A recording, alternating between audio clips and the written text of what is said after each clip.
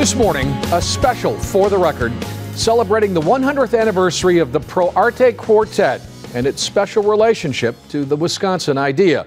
Also celebrating 100 years this year. Good morning, I'm Neil Heinen. The reach of the University of Wisconsin, especially the outreach of UW researchers and professors, is expressed in many ways. But there is one unique expression of the boundaries of the university being the boundaries of the world that is a story all to itself. My guests this morning will tell that story in words and in performance as I welcome to For the Record members of the world-acclaimed Pro Arte Quartet, second violinist Suzanne Bia, violinist player Sally Chisholm, and cellist Perry Karp. Violinist David Perry will join us shortly. Also joining me this morning, Madison writer, editor, critic, UW adjunct associate professor, and longtime friend Jacob Stockinger. Reading the prompter is giving me trouble already this morning. I'm sorry, but welcome. Welcome to For the Record. It's really nice to have you on. I don't know what hat to put on you, Jake. Last time you were here, you were kind of asking questions. Now I'm asking you to answer questions. You can do both if you want to, but welcome back. Thank you. Talk about the history of the Pro Arte Quartet. I mentioned the 100 years. It didn't start here. No, it didn't start here. And let me just start by saying that it's 100 years, and that, to the best anybody can find, is unique in the history of music and in the world. No other quartet has, with changing membership obviously, but has lasted as long and is still active. So that's something that we can be very proud of in Wisconsin, because I think it's a direct relationship to the university that it has been so long-lived. It started actually around 2012 in Brussels, Belgium. 1912. I'm sorry, yep. 1912. Yep. And this is the centennial of 2012. Yeah. It started back in Belgium and then became a quartet, quite a well-known quartet, toured, recorded, recordings that are still in print with famous names like pianist Arthur Rubinstein and pianist Arthur Schnabel and so forth. And then they were on tour. I believe they were playing at the Wisconsin Union Theater in May of 1940. And word came that Hitler had invaded Belgium, gone through the lowlands, and then subsequently went to Paris, where you saw the famous pictures of him in front of the Eiffel Tower, and occupied France. And the members of the Pro Arte Quartet were then exiled here, couldn't get back. This was announced from the stage, right? Well, the night of the performance? Yes, that's how the story goes. Yeah. Yes. Very dramatic, very dramatic. And they were also playing dramatic works. I believe they were playing Beethoven. They were doing a Beethoven cycle at the brand new Union Theater. Right. And it was brand new. So lots of things come together here. Well, they couldn't get back. Now, the United States was not yet at war. That wouldn't happen until Pearl Harbor in 1941. This is 1940. But all the same, it was impossible for them to get back. So instead, the university chancellor here offered them the chance to be artists in residence as a group. There had been single persons as artists in residence, John Stuart Curry as a painter, but this is the first time a group artist in residence took place, and it was an extension of the Wisconsin idea. So they agreed to that, they stayed, and they've kept going ever since here in Madison, Wisconsin, though they've toured the United States, a lot in the state, the country, Europe, South America, Asia, the world. And then this event to mark this is they have, all the events are free in keeping with the Wisconsin idea. All the concerts, including this big one coming up on Saturday at the Union Theater at 8 p.m. With world premieres. They've commissioned 2 world premieres of string quartets and 2 commissions for world premieres of piano quintets so far. There'll be more coming.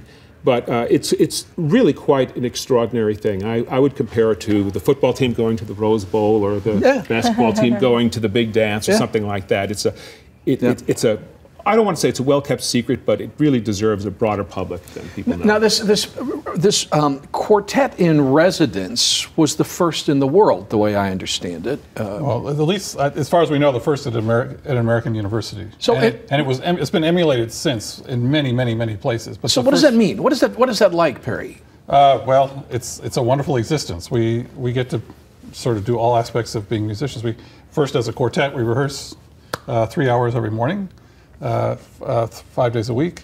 We play concerts in Madison at the university and at the Chazen Museum. We play concerts around the state as outreach, and then we play around the country and sometimes around the world, and we record. And then, of course, we're all actively involved as teachers as well, teaching our instruments and chamber music. And so this is a wonderful community to live in Madison, and we feel like I think we all feel like we're part of a wonderful community and life being But part of that. I mean, is it safe to say, Suzanne, that it's very different than a typical music professor at the university? Oh, definitely. Yeah. Definitely. The performing aspect that's part of our appointment is a wonderful thing. It keeps everything in balance. Yep. And you know, it's hard not to ask. All five of you every morning at what 9 o'clock get up, go to work, and spend 3 hours together. I mean, that's a pretty unique working relationship. Well, it's an intimate, personal relationship, and one of the great things about chamber music is how you develop as a person and develop as a musician through your colleagues and this kind of close working, which is what makes life extremely interesting, and it's a musical marriage, is how we frame it. Which is what actually drew me into chamber music when I was younger. The appeal of those relationships? Definitely. I want to talk about this a little bit more when we come back right after this.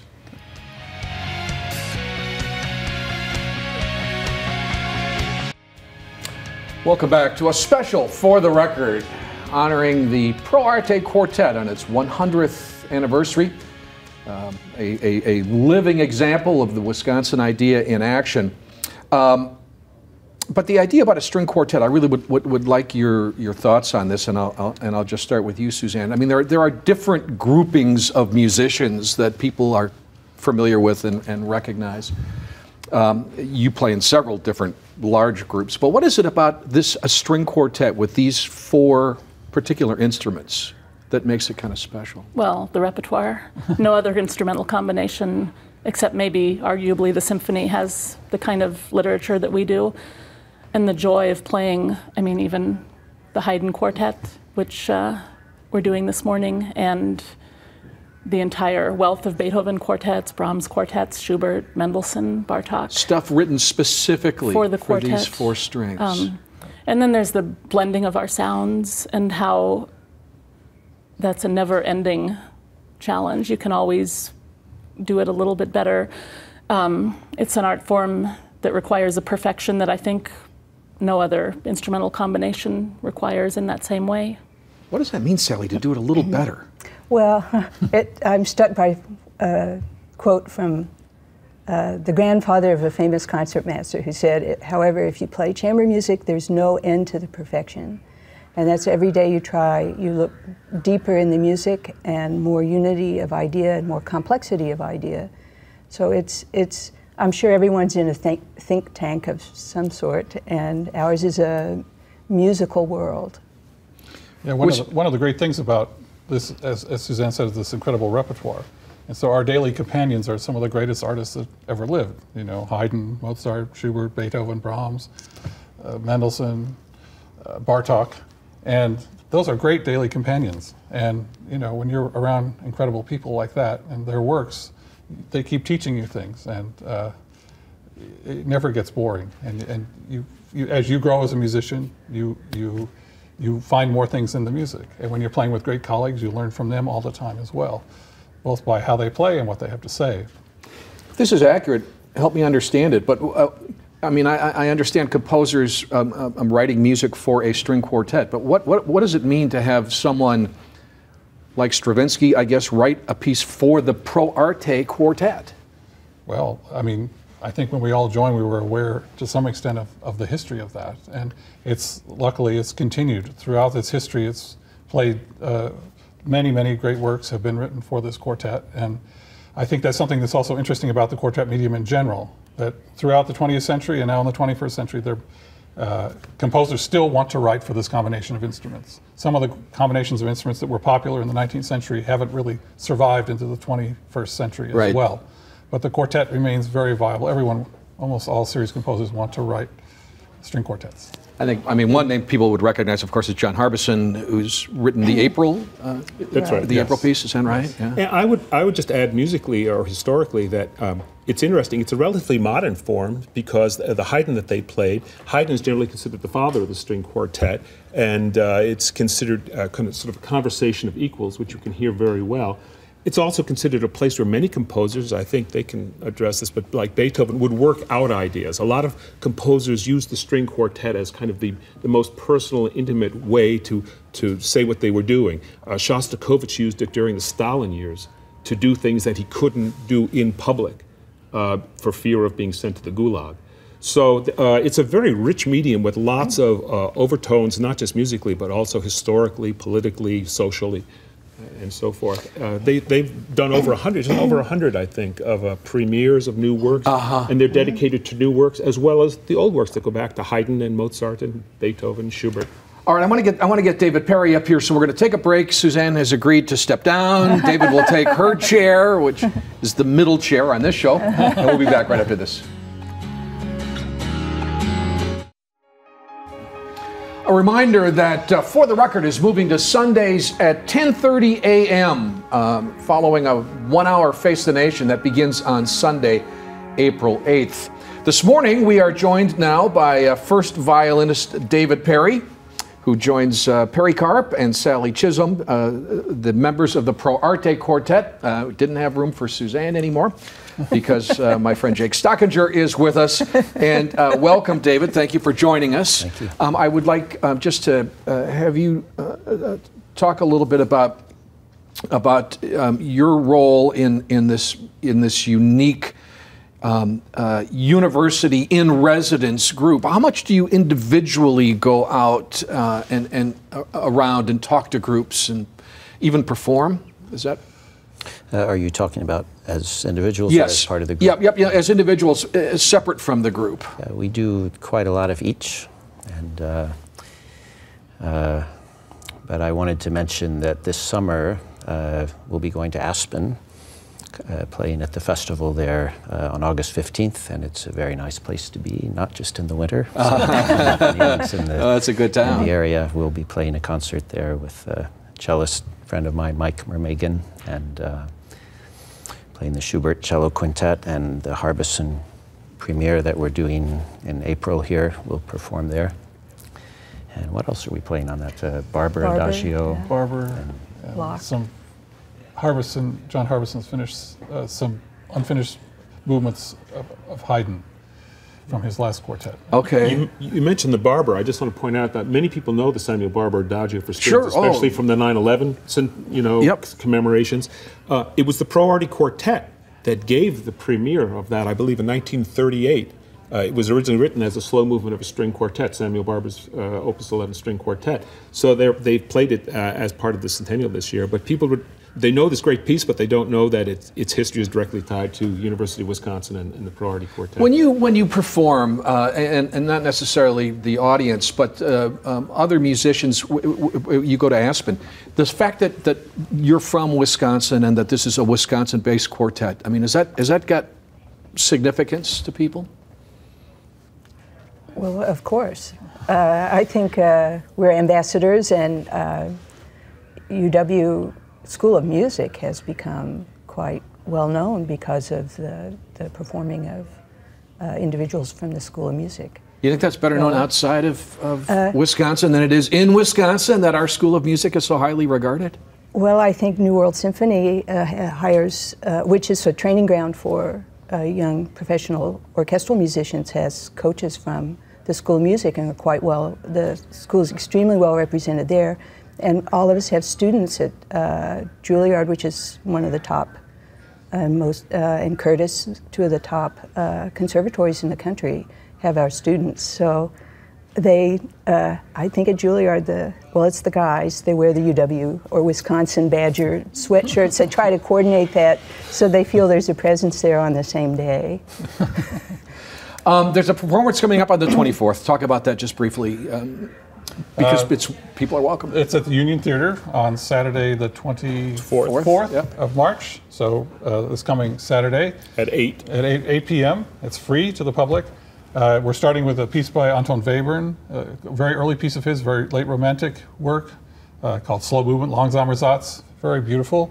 Then we're doing the Mio 7th Quartet, which was dedicated to the Pro Arte Quartet in 1925 and premiered by them, as was the 6th through 9, all of them were. This is followed by the world premiere of William Balcomb's Piano Quintet No. 2, which we'll be playing with Christopher Taylor And he will be here, William Balcom will be here for the performance.